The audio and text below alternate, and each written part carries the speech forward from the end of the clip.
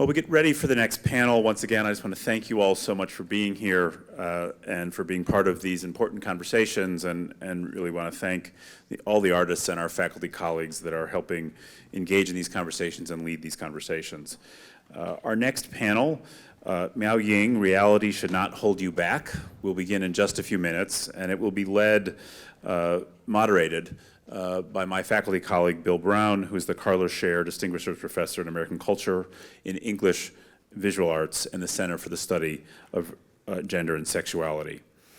His work is at the intersection of literary, visual, and material cultures, and he often focuses on how inanimate objects interact with human subjects to effect transformation. But in addition to that work, Bill has also been one of the many leaders of the arts here at the university.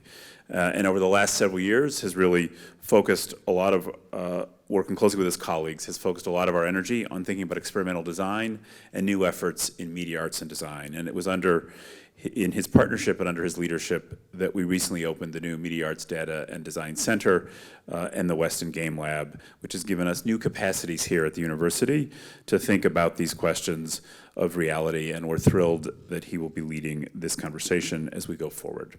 So in a few minutes, I hope you will join me in welcoming Professor Brown to the stage, who will be introducing the panel. And again, I want to thank you all so much for being here today. Thanks. Okay, so let me just start by saying that it's a pleasure and an honor to be participating in this U.S.-China forum. But then further, I want to say it's a particular pleasure to be sharing the stage with two people whose work I absolutely adore. Miao Ying, a new media artist, an internet artist, but really a new media artist, renowned certainly within China, but increasingly renowned beyond China. And Patrick Jacoda, a game scholar and a game designer, known foremost for his alternate reality games. I'm in fact going to ask each of them to introduce themselves and to share some of their work also. Then I'll ask a couple of questions, and then we'll have a wider conversation in the last 10 minutes or so. I'd love to get some questions from the audience. I'm sure you'll have them. So this panel might be best captioned by a question, and I think that question is, how do artists and designers appropriate ubiquitous, even hegemonic media genre modes to interrupt the routines of one or more dominant cultures? And I think with that, I would love it if Miao Ying, you would introduce yourself and share some of your work. I went to China Academy of Fine Arts in Hangzhou for undergrad, and after that, I came to the States for graduate school. So my practice, I had to learn drawing and painting for 15 years in order to get into a good art school in China, because the system is, you have to draw really well, realistically, like Russian realistic style drawing and painting. And I think when I finally got into the art school and I realized that, oh, I don't get pressure from drawing or painting anymore, because it's just too much of, the pressure of, practicing and learning. So, and I was lucky because my year it was the first new media art program in fine art at my school, and that was the first new media art program in China. So I decided to choose other medium, video. My work is really like all kinds of medium, websites, and now we have video. We now have a clicker, so you can actually. Okay. Okay. I'm gonna start. So I think my generation. I'm the generation who grew the first generation of single child, and I grew up. I'm from Shanghai, so I grew up with personal computer, and I think it was kind of natural to me to choose internet as a medium, and I wanted to start with this piece. It's called Blind Spot. words censored by Google.cn. This work was made in 2007, and I read this article on boingboing.com, and it's saying how Google, so that was before Google left China, and they're saying how Google actually has this agreement to censor some words, and in order to, but no one actually has the time to find out what exactly are the words are censored, because it's you have to literally check each term. And I was in college, and I was I have all this time, so I bought this Chinese dictionary. It's the standard Chinese dictionary, 现代汉语词典. It's like the Oxford of Chinese dictionary. And I spent 3 months and 10 hours each day to check each terms from A all the way to Z and see if the word will be censored on Google. And if the word is censored, this is just to show how thick the dictionary is. This is a scan of one of the page on B, and yeah, this is the detail of the words that were censored. So I use a white tape, and I would erase the term and the pronunciation of the word, but I would leave the meaning of the word. So when you're reading this artist's book, when you're reading this dictionary, you can guess what the word were. And I think the beauty of it is that, you will never, for sure, if that's the word. And also, for instance, this word, the first word that's censored is 八宝菜. It's called 8 treasures dish. And it's a very common Chinese dish. People cook it differently. In the north, people use exactly 8 ingredients because there's less vegetables in the winter. And in the south, people cook it with 15, even more, ingredients with walnuts, cucumber.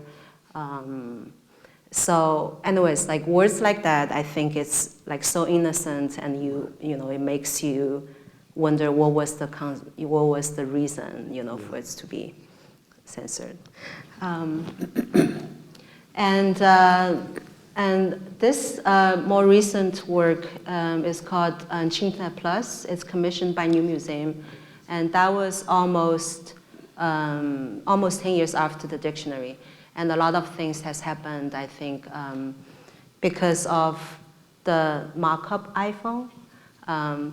When I think even my generation who grew up with personal computer in China is still a more privileged thing. For people who lives in village, or more like not the first tier city, they will have to go to internet cafe to use computer. And in internet cafe, it's not when you use computer, you usually use it to play video games, and you do not want to log in with too much personal information. So until around 2007, when iPhone came out, because it's so expensive for Chinese citizens, we will really have to spend a month of salary to buy one iPhone. So there was a lot of mock-up, fake iPhones, and ones that even have, you can listen to the radio, and they were really cheap. They were like $50. But it gives access to all the Chinese to have a chance to be involved of social media. The Qingtai Plus is inspired by Internet Plus, which is a real strategy from China. And it has a website. This is the official website, how it looks like. So I was thinking, to me, a lot of my work comes in the form of websites. And those websites are a field guide of ideologies to me. It's like a canvas. So when I start to, like this one, the Qingtai Plus, so I'm trying to think of how about, to make a counterfeit ideology, and how is the logo going to look like, when what China is famous for, making counterfeit, brands. So I wanted it to look like the original ideology from China, but somehow, it's different. I can keep going. So the work itself contains on the website, and it's just called www.qingtenplus.com, and anyone can access to it from your website and your phone. And it's almost like a lifestyle branding. I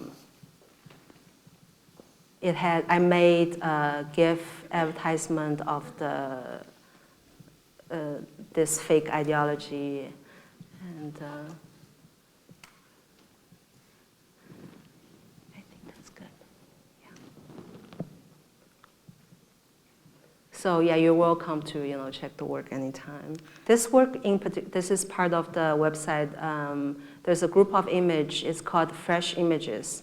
So it's actually use the app Made to Pick. So they released, in 2016, they released this function. It's called Smoke Remove.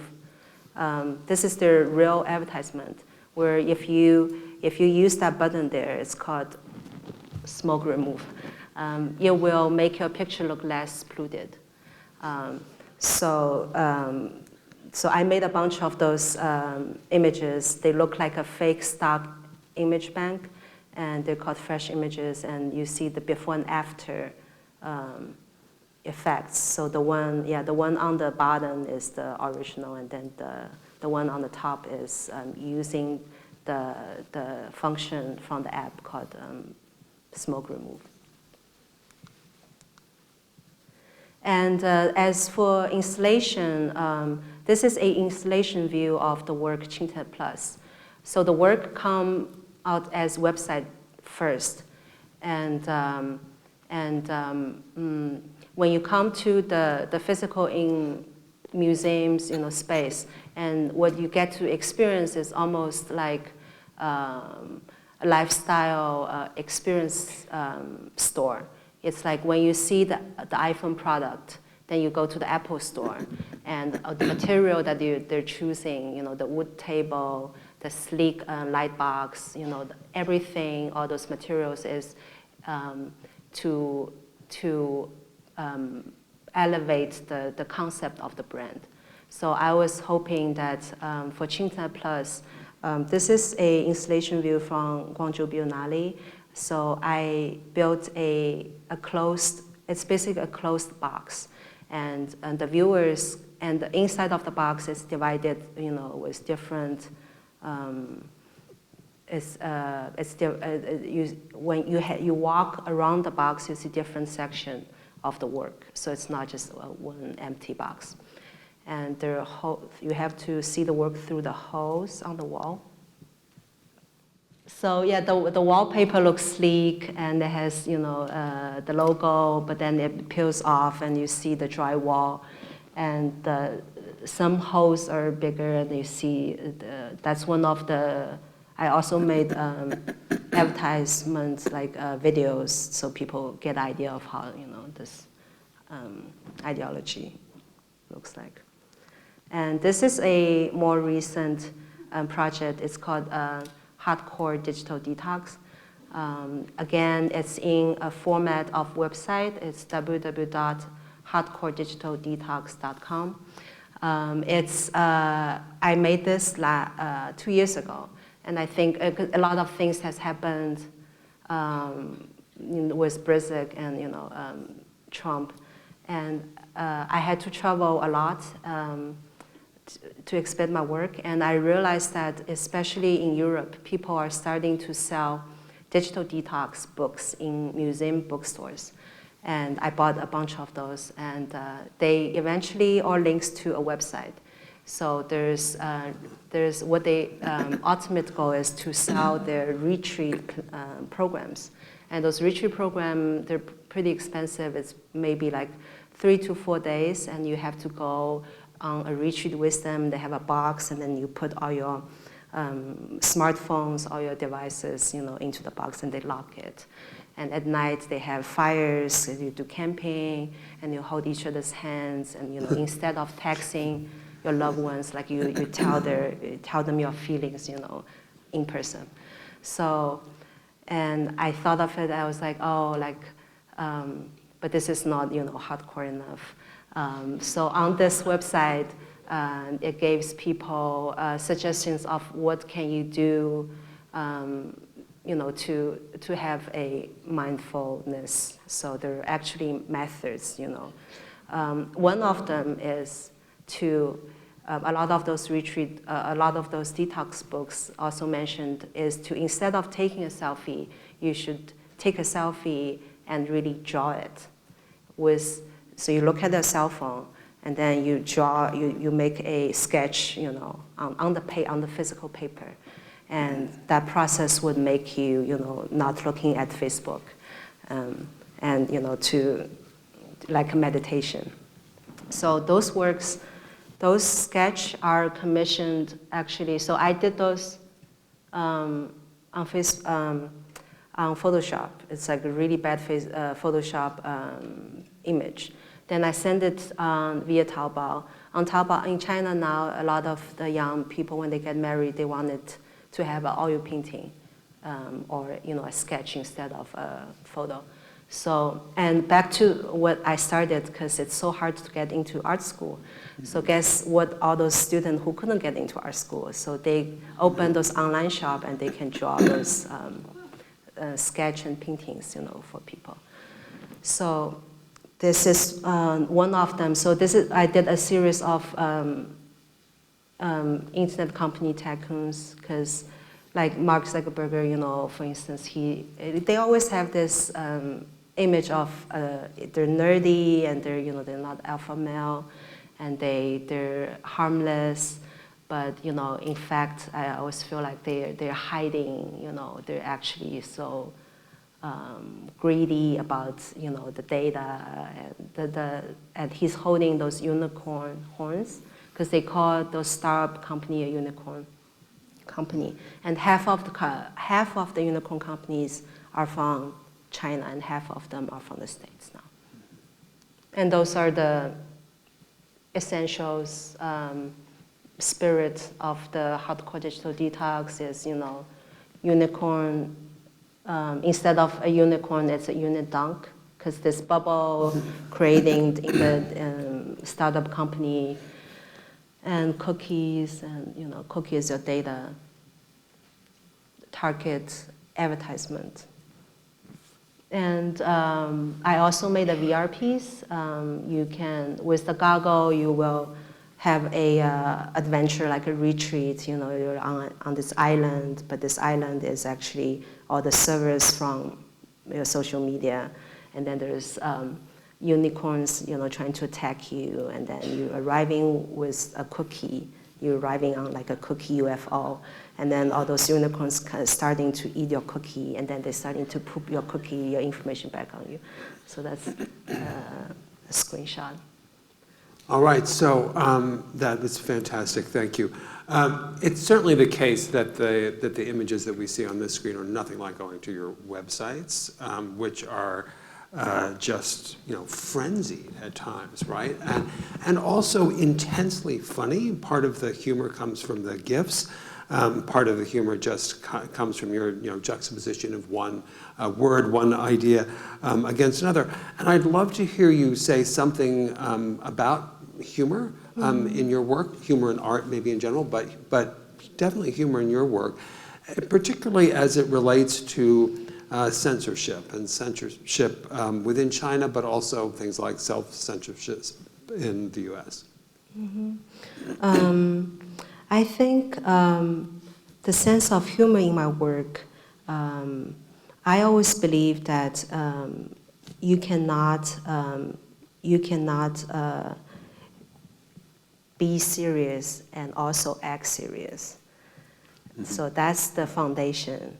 And but it's also very important because a sense of humor is really something that I witnessed how it developed from the internet.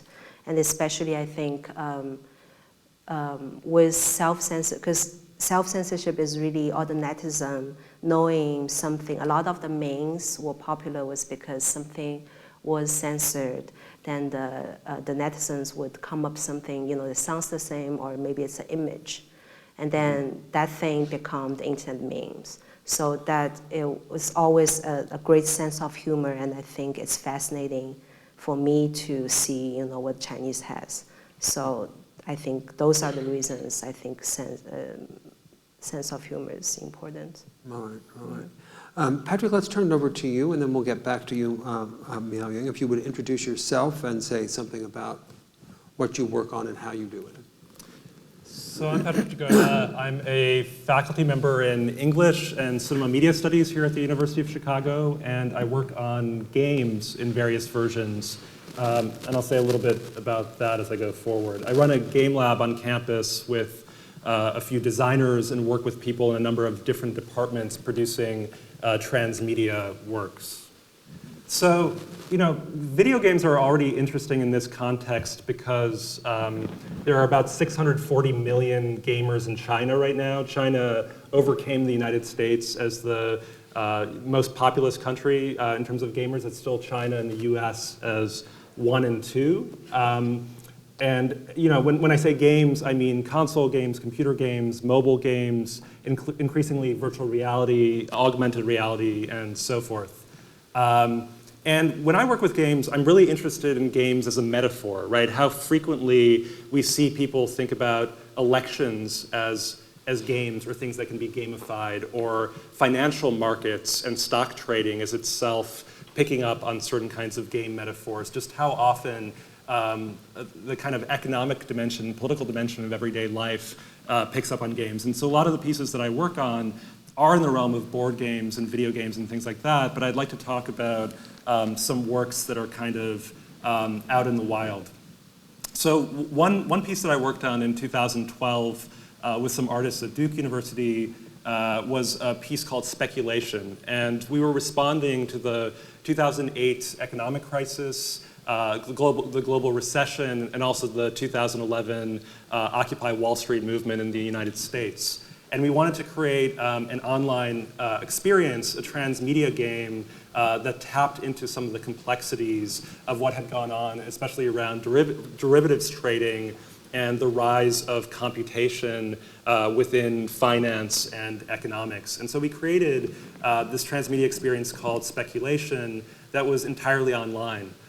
People would get to this website at the time, speculation.net, and would find 8 password fields with 8 icons.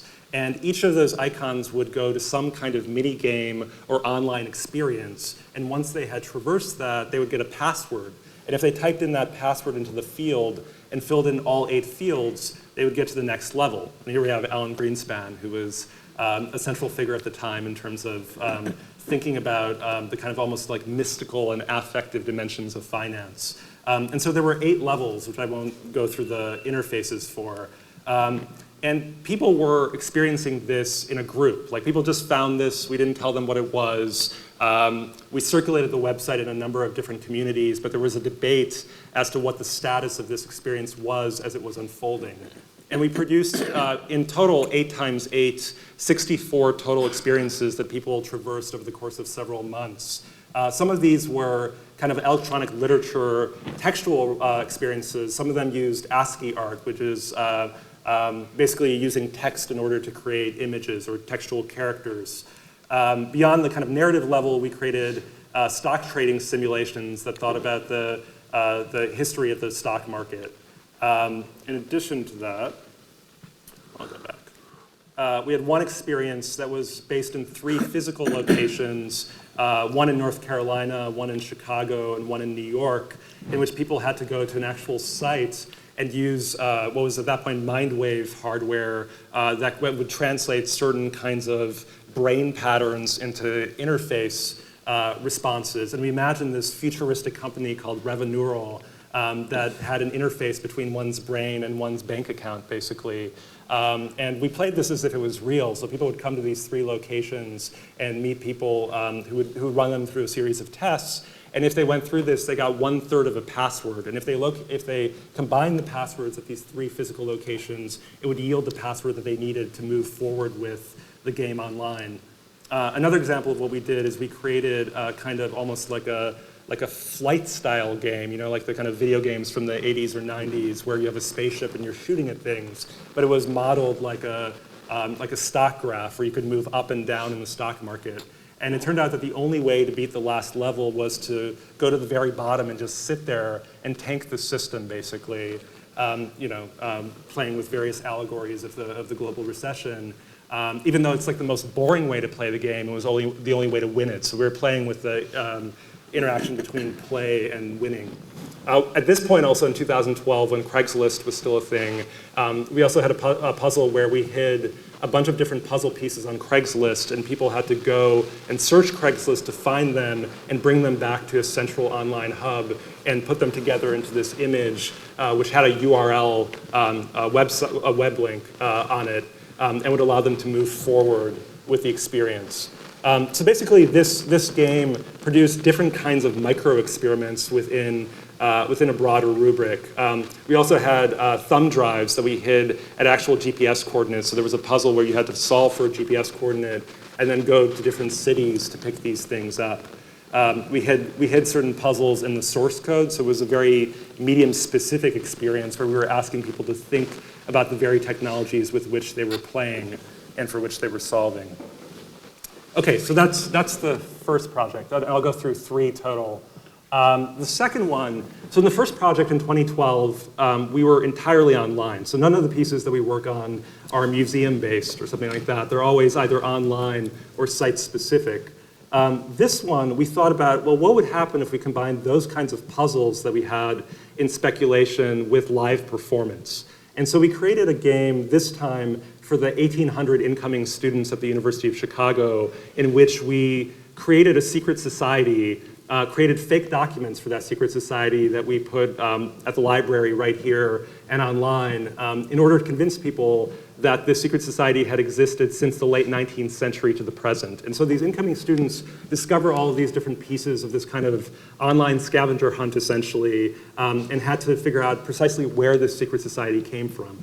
And we were, of course, playing with the assumptions that people have about secret societies as engaging in hazing practices and kind of self-reproduction in a variety of ways. And we wanted to create a secret society that didn't do that, that was actually invested in its own self-obsolescence, even if it meant leaving behind the members of the society that had come before. So this game combined, as you can see here, installation pieces, including at the Logan Center here.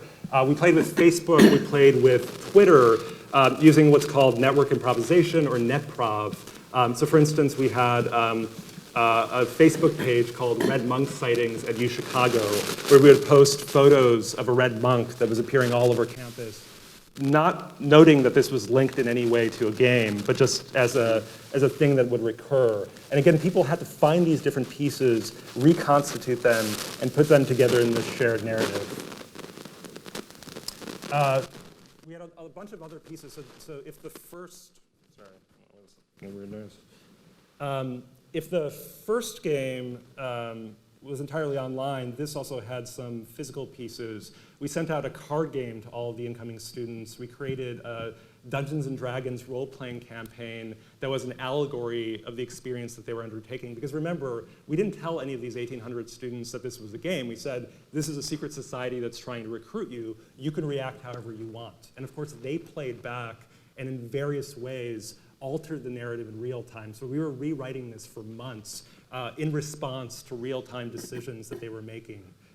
There were online components, so we used very basic kind of like hyperlinking formats like Twine, for instance, to create a map of the University of Chicago campus and create all kinds of experiences in that map. We had an augmented reality experience at the Smart Museum, where many of you will be going later today to see the exhibition. And so we had puzzles that were linked to particular pieces of art at the museum that incoming students, once they came to campus, had to interact with. And there were many other things that I won't go into, including site-specific installations at the Museum of Science and Industry. We created, with an artist named Dave Carlson, these 12 to 15 foot sculptures that the incoming students discovered when they came to campus for the first time that were an element of the secret society and had been kind of pre-mediated online before they got there. And there were various actual kind of like costumed experiences on campus where people would encounter these red monks and members of the secret society. Last project, so this one's much more recent and links up to some of the climate change conversation that we were having in the last panel. So just last year, a few of us, Ashlyn Sparrow, a few faculty across the university, worked on this project called Terrarium. So we wanted to play with the idea of an escape room, right? Escape rooms have been really huge over the last 3 to 5 years.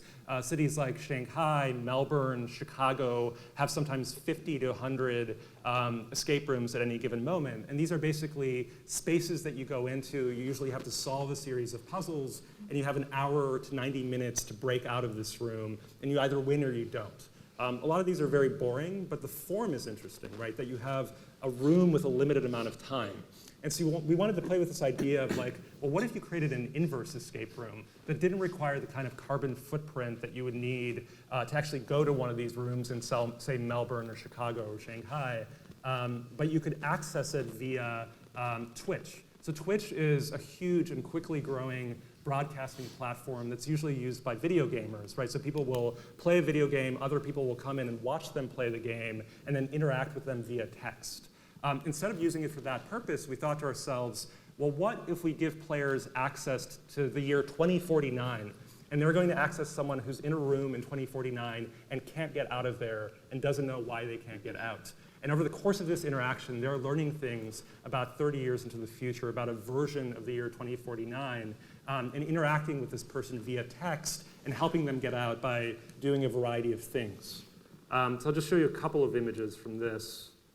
Okay, so these were, in the case of each of these rooms, we had 4 different versions of 2049, and in each of them there was a different character from that year. And so each of them also mapped onto a possible semi-dystopian scenario that has something to do with that time period. So the first one was very, very much based on climate change. There was a it's hard to see this image very clearly, but there was a kind of bunker that a version of myself 30 years from now was trapped within. And there were 2 weeks worth of puzzles that people would discover through these objects and then solve online on their own and bring the answers back to the person in the room. And this was an asymmetrical game, so the information that the person in the room had and the information that the players had were completely different. So the person in the room didn't have time to solve the puzzles, didn't have a web connection, but the people at home did, right? So they had to cooperate across time and space in order to solve a series of puzzles. In the second world, which had to do with various nuclear scenarios, the person in the room suddenly couldn't speak. They could only communicate telepathically via text. So the text would appear on the screen every now and again. And they could conjure symbols that would appear on screen, but the person in the room, the actor, actually didn't see those symbols, didn't know what they were, where they were, so the people at home would have to communicate that back, right, in this kind of networked asymmetrical way to the person in the room. World 3 had to do with a totalitarian states. Sorry, I don't know why I advanced so quickly. And in that space, basically, there were a series of quizzes about the history of totalitarian states and climate change, in which this actor from Chicago, Darlene Shear, was interacting with the players. And finally, in the fourth world, we were thinking about issues of food shortage and overpopulation, and for the first time, 11 people appeared in the room instead of 1, and there wasn't quite enough space. And we played with this idea of a kind of like reality TV show from hell, in which every day the players would have to vote one of these people out of the room based on a series of interactions and interviews that they would have with them.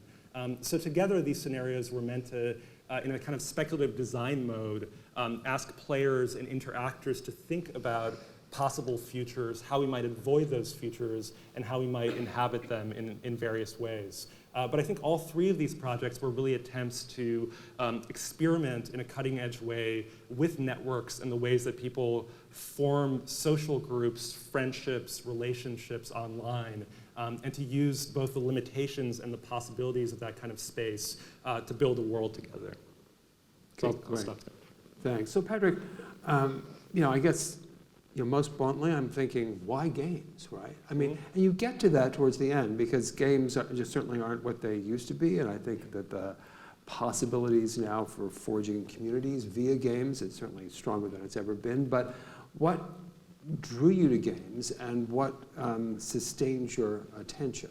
Yeah, I mean, games have changed dramatically over the last 10 years, especially. I mean, starting in about 2007, 2008, there was really a movement into games as art objects rather than merely kind of entertainment products. And this had a lot to do with sort of MoMA, the Smithsonian, picking up games as kind of legitimate art objects, but also a huge expansion in terms of the range of genres and the range of experiments that people were undertaking in this area. So what a game did change fundamentally over the last 10 years. But even more than that, I think I'm really interested in an art form that requires something of the player, where you can't, I mean, of course, like, as people in the last panel were saying, you can't ever come to an artwork passively, but what's being asked of you in a game in terms of game mechanics and interactions is far greater. I was also interested in games as a space of safe failure. It's one of the few places, at least in US society, where people are allowed to fail, encouraged to fail, en route to either becoming better or experimenting with the possibility space. And so games seem to me still to be a really profound mode and space of experimentation. Mm-hmm. Great, thank you. So, it's interesting, when I think of your work, and then when I think of it in juxtaposition to Patrick's, it can't help but highlight how playful you are, and actually working with your website, sometimes it feels like a game, right? And so I'm interested in your attitude towards games, I guess, and also the degree to which you think of your websites as a kind of game. Mm-hmm. I just recently read they're saying, because Chinese are very addictive to video games. I know my cousin, who I kind of grew up with, and my aunt had to go to internet cafe like every day after school, to catch him back, and of course, and she will beat him. But he's very smart. He got into end up in a very good university. But I recently read something interesting. It's saying how Chinese are so obsessed with game is because gambling is illegal. So, and also for male figures, because they don't have a platform that they can fail. So in game, when you die, you have another life. And also maybe has to combine with, you can't gamble, it's illegal. Like you can play mahjong with money. So I think that's an interesting fact, how, and I know that the generation who is, 10 years younger than me, gaming is way huge. Like my generation, we kind of, played, but now this younger generation, everybody, even, because mobile game is also really, really popular. Yeah. Yeah, just to say something about the gambling piece, which I think is really important. There's been a lot of controversy around loot boxes, right, in mobile games, for instance. So buying for 99 cents, a box of possible items, not knowing quite what's in it, and getting that high off of the possibility of getting something valuable, or even in some cases, people taking the kind of arbitrary value of virtual objects, which of course you could reproduce infinitely, but they have a scarcity because of how much value they have in the game world or something. So for instance, there's been this phenomenon of skin gambling all around the world, right? Skins being the kinds of textures that one puts on top of virtual items. So you could have a gun in a game with thousands of possible textures around it. And based on the scarcity of those skins, right, people would create an entire economy, right? An entire series of gambling possibilities of getting a rare item and then reselling it for, say, US currency or something. Mm. Yeah, okay, okay. So, Miao Ying, do you have a sense of how people in China interact with your work? I also know your work has been censored at certain moments and things like that, but so I mean, I think part of really what I'm asking is for you to describe the Chinternet versus our internet and your more specific interventions within Chinese culture. I think I don't feel a distinct difference, when people, if my audience are Chinese or Western, because I think in a way, internet is something universal. So people, my Western audience, they will get, although like my work is about the culture, what's happening in China, but people would, even they don't understand, are not aware of Intent Plus, as a strategy, but they will get, my work immediately. I think it's because of, like GIF, everybody use GIF as kind of GIF animation in Messenger. So I think for Chinese audience, they would think, I didn't have it in the slides. A lot of my work has to do with bullet comments. It's called 弹幕, and it's kind of like the broadcast app. But in China, it's really popular. The comment is floating in front of the video or the broadcast. So instead of viewing the video or the reality, people are actually just reading the comments. So that's something people really appreciate, that to see that in artwork. So yeah. Yeah, good. And Patrick, what about responses to your games? Do you have a sense of it? I mean, you do when it's 1,800 undergraduates, college students at the University of Chicago, but the game that you designed with the artists from Duke, for instance. I mean, one of the curiosities about games is that you have to simultaneously get people interested, right? But then also frustrate them in various ways and complicate their experience and things like that. Yeah, I mean, I think in terms of reception, things changed a lot around 2016.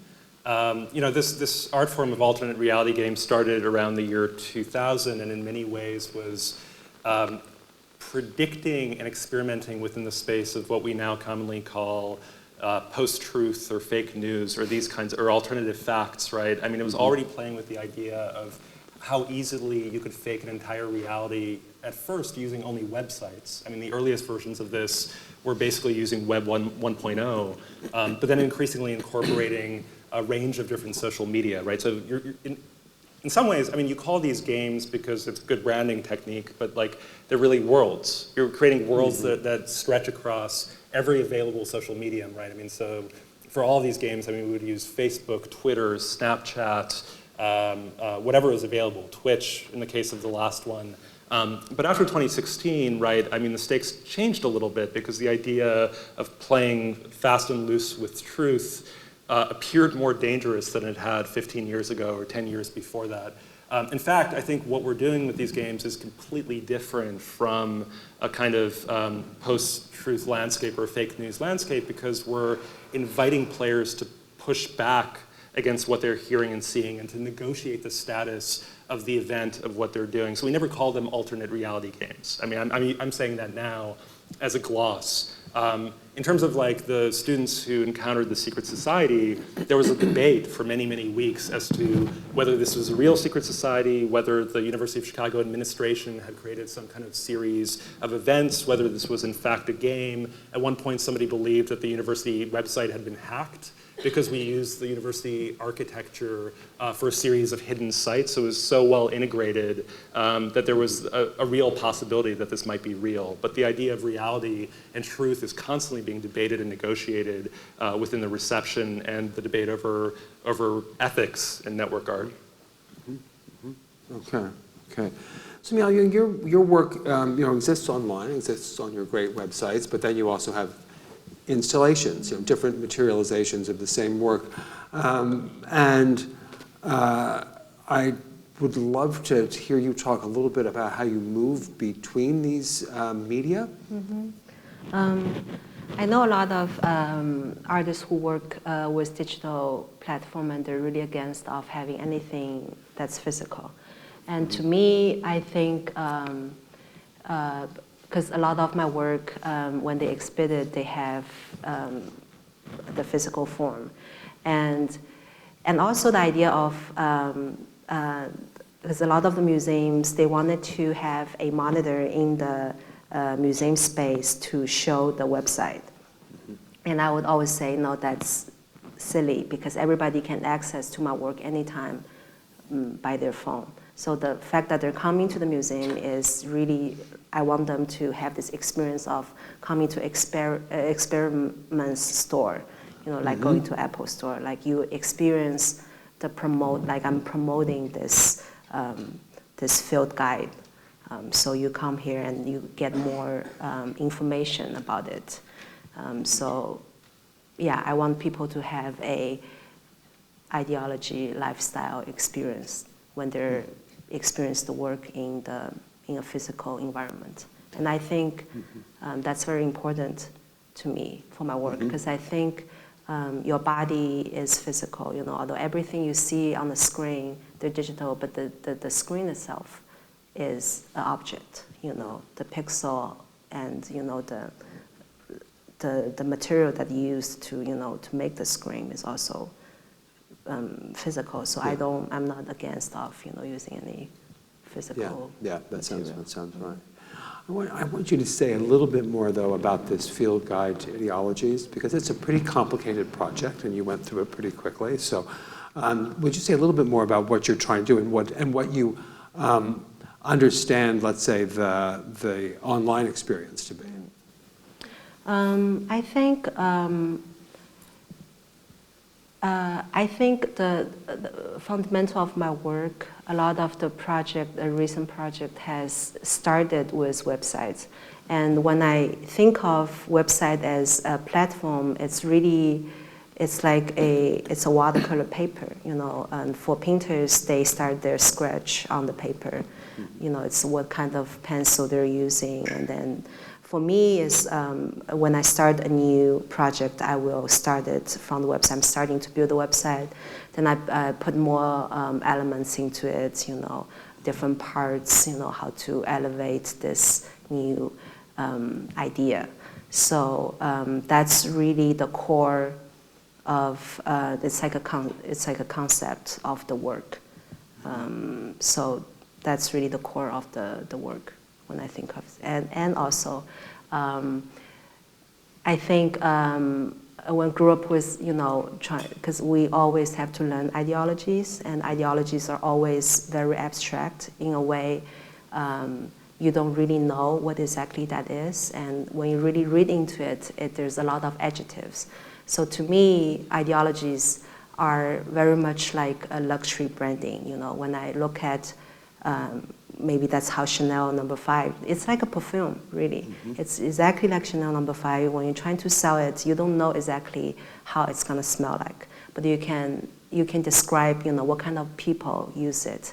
It make you, high class or whatever. So I think that's what fundamentally I'm trying to do with those field guides, is to trying to, it's almost, you can think of it as a tip to understand, ideology, or you can also just think it is the content itself. Can I jump in just to ask a question? So one thing I was thinking about, especially because so much of your work happens online, is how much with the rise of the internet, especially the World Wide Web, how much it was figured as a global medium. And it's true, there are like similarities across national borders, and I think that's true.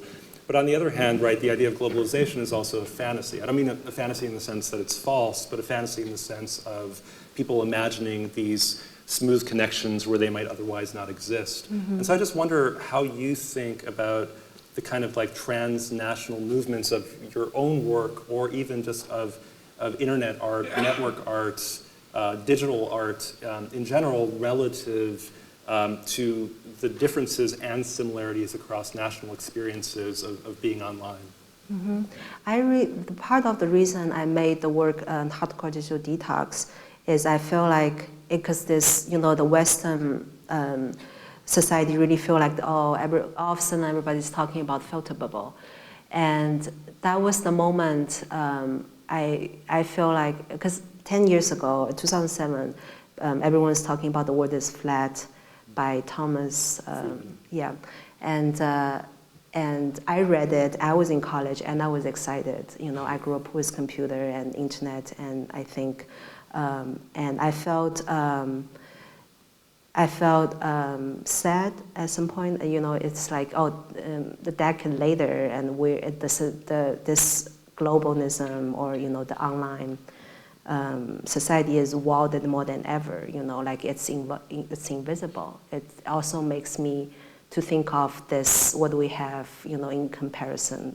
You have censorship, self-censorship, but you also have this filter bubble, where you think that you have the freedom of speech, and you're aware of what you're choosing, but it's actually in a way more dangerous, maybe, that it's you're only seeing stuff that that you wanted to see, that will make you happy.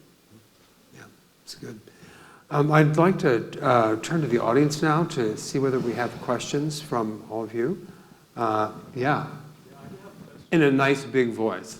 Okay, Patrick. So your second project is about a secret group, right? But I mean, you did this several years ago. Back in the day, the internet still kind of new thing, kind of fresh, kind of individual thing.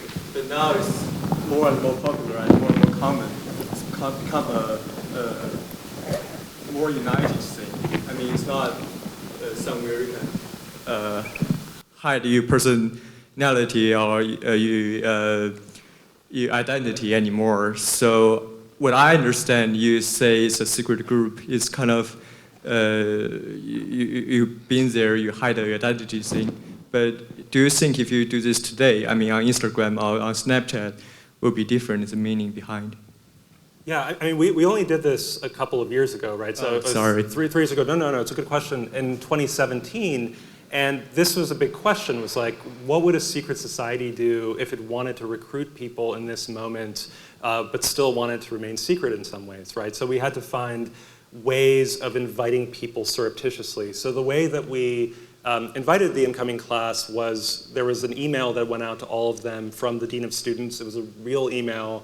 And at the bottom, we were allowed to add a postscript, so a PS, and there was basically a rebus puzzle that they had to solve. And if someone solved that puzzle, it yielded a URL. And if they typed in that URL, they went to a secret website. And if they kept going, they could join the secret society. But it depended upon someone noticing that. And a few students did notice it, not everyone. But the ones who noticed it started secretly recruiting their friends, started a GroupMe channel, and basically spent months and months having conversations within this GroupMe channel, which we have logs of all these public conversations that they were having online about whether or not the secret society was real. But it was constantly kind of like trying to be in the space of mediation, but also secrecy at the same time. Other questions? Yeah. Patrick, I was just wondering about how you balance between wanting someone to be able to complete the puzzle and to finish the game versus getting stuck in any of the ones that you've created, because like in my mind, it would be really easy just to get stuck and not to be able to figure it out. And then for both of you, maybe how you're influenced and where your influences come from and how you use the real world to connect, stuff like that.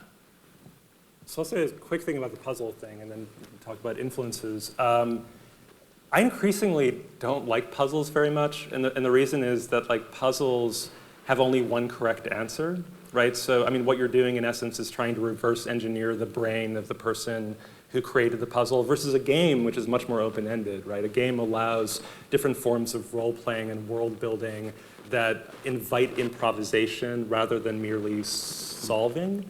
I still rely on puzzles because a certain kind of person does enjoy them. And I do think that there are things that you can embed within puzzles in interesting ways. But I will oftentimes cheat if somebody can't solve. I mean, you play test a lot, right? So you have a sense of how likely someone is to solve a puzzle within a particular amount of time. But if for some reason it doesn't work, there are ways of having hidden characters that can produce hints and push people forward. But this is a big part of game design, is just modulating people's likelihood of solving something without becoming too bored or too anxious. Yeah, and so influences? Influence of. Yeah, so a different way of putting that, well, you clearly are a pioneer when it comes to new media art in China, but as you pressed ahead within that realm, are there key influences? I think pop culture, or I think a sense of I wanted to deliver something, but I don't want it to. I want it to be playful, and I think that's because we grew up with American TVs and cartoons, so my way of express my work, I think it has to do with pop culture. Mm-hmm. Yeah. Okay. Other questions? I'd be curious about your thoughts about gender and gender issues in this work. I realize that's a very broad topic, but in particular, the fine arts and experimental work and digital art, it seemed to be areas in which I think there's more of a gender balance in the work, and where there are opportunities for, especially as the technology advances and computing power advances and bandwidth increases and things like that, there are more and more opportunities for flexible approaches to gender and flexible expressions of gender roles and gender identities, whereas in the commercial world, I think, at least I have the sense that gaming is more male-dominated still, at least on the creator's side, if not on the user's side as well, and that on the internet side in particular, some of the more sort of malignant corners of the internet are really male-dominated places. And so I'm wondering how you guys think about those issues when you're creating this experimental and fine artwork, and what your thoughts are about how the technology and the use of the technology advances, impedes, divides our feelings about gender roles going forward. I mean, the space of computation has been very gendered male from the very beginning. I mean, if you think about even earliest moments of contemporary computation in the 1940s and post-World War II, right? I mean, these were mostly, at that point, white men working on both computers and then on early versions of the internet. And I think with gaming, I mean, that filtered into video games as a result of the earliest games being created at MIT labs, for instance, in which most of the graduate students who were working on these things were also men, and then that filtered into the kind of entertainment games that Atari was making in the late 70s, Nintendo and Sega were making in the 80s, and so forth. So it's been a very homogenous culture that started to change in recent years, and I think there's a real opportunity to turn this around and introduce greater diversity, which is really needed within the broader gaming space. In all three of the projects that I described, there were transgender characters, actually, even in the 2012 game. And so gender expression and fluidity was something we were really interested in exploring in a space where it otherwise might not have come to the forefront. And it was really exciting because, we had a very diverse player set in the 2017 and 2019 games, but in 2012, because we didn't quite know how to attract players, we got a lot of the usual suspects. And so for those kind of seasoned video gamers to be encountering themes and ideas about gender that they might otherwise not encounter in mainstream video games was exciting. I mean, it was hard. It created a number of tensions, but it was productive. Yeah, and for you? Yeah. As far as I know, I think the games in China are mostly like male characters, and like they will occasionally have some very attractive woman, but it's not. I think the main character is always like male and dominating. So it's good to hear that there's more variety and yeah. But in your own work, or in your work and the work of other internet artists, how do you understand the work of gender, or the work of deconstructing gender or rethinking gender? I don't think of it particularly, but when I think of when my work has to do with limits, and I think of the limit as a really bad boyfriend. And I think I'm developing this Stockholm syndrome because the fact that when you actually living in this game and you're starting to have this binding coping system with your elimination. So to me, it's not an issue of gender, it's more a metaphor of, you have a really bad lover and he's trying to control you and you don't want it to, it's bad, but then, what you're gonna do, like you're starting to being attached to it. I think we have time for one more question. Could you speak? And whoever has the mic, oh, okay. Could you speak to issues of privacy? What would you learn about how I think or what I do if I were to play your game as one of the 1,800 University of Chicago graduates? And I was particularly interested also in terms of China as well, because of what we understand to be a lot of censorship, or watching what people actually say or do, or websites that they access, and the effect to which any issue, I don't play games, so I don't know if privacy is an issue actually, but, or if I waive my privacy by playing a game. So I was just curious about if there were issues, and if so, what they were, and how they might affect how you design a game, or what you're looking for a game, or how you may or may not design a website that might appear in China versus something that might be here in the United States. I mean, in the case of the 1,800 students who were playing that game, they were far smarter and cannier about privacy than we were, right? So we gave them control over the forums in which they were having conversations and debates about the ongoing game. And all of these games took place over several months, right? So these aren't like 20-minute or 3-hour or 20-hour experiences. These were like 5 to 6 month experiences in which it was day-to-day tracking of what the players were doing, and the players tracking what we were doing, and the world kind of evolving as a result of the various recognitions and misrecognitions on both sides. But for instance, like they had the choice of creating a GroupMe or a Discord chat channel, or using Facebook Messenger, and deciding whether they would have to invite each new person who came in, or making those forums public. In fact, they made them open and public, right? So there would have been ways to sort of infiltrate that space, and we as designers did precisely that. I mean, there was no, there was no limitation to us participating as characters within that space. But it's something that we try to actually call their attention to if they're not already thinking about it. These forums, because they go on for so long, are great spaces for reflecting about sort of like digital hygiene and online, like online practices. And so if people would expose themselves too much, we would oftentimes like, push them at least toward thinking about that and making an informed choice. I like the word digital hygiene. To me, I don't know, like I guess you have, my websites are not blocked. So, and it's not designed like anyone can access to it, just to view the content, yeah. You also have worked on the topic of surveillance, right? In which part? We'll be talking about it later. I know we're running out of time. Okay. And so that's great. Listen, I want to thank you both so much. I think it's great. The work's just electrifying.